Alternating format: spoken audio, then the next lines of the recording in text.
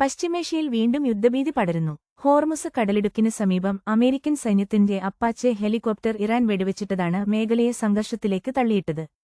ഈ നടപടിയിൽ കടുത്ത അതൃപ്തി രേഖപ്പെടുത്തിയ അമേരിക്കൻ പ്രസിഡന്റ് ഡൊണാൾഡ് ട്രംപ് തിരിച്ചടി ഉറപ്പാക്കി.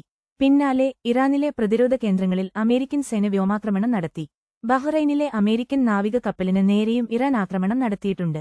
ഈ സംഘർഷം ആഗോള വിപണിയിലും വലിയ പ്രത്യാഘാതങ്ങളുണ്ടാക്കി. ക്രൂഡ് ഓയിൽ വില വർദ്ധിച്ചു.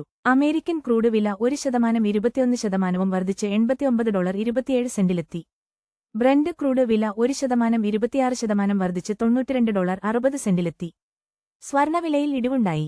രാജ്യാന്തര വിപണിയിൽ സ്വർണവില ഔൺസിന് $188.54 കുറഞ്ഞ് $4181.02 ഏഷ്യൻ വിപണികളിലും യുദ്ധഭീതിയുടെ നിഴലുണ്ട്.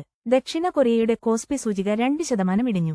ജപ്പാനിലെ നിക്കൈ 0.71% നഷ്ടം രേഖപ്പെടുത്തി. ചൈനയുടെ പണപ്പെരുപ്പം 4 വർഷത്തെ ഉയർന്ന നിരക്കായ 3.9%-ലെത്തി.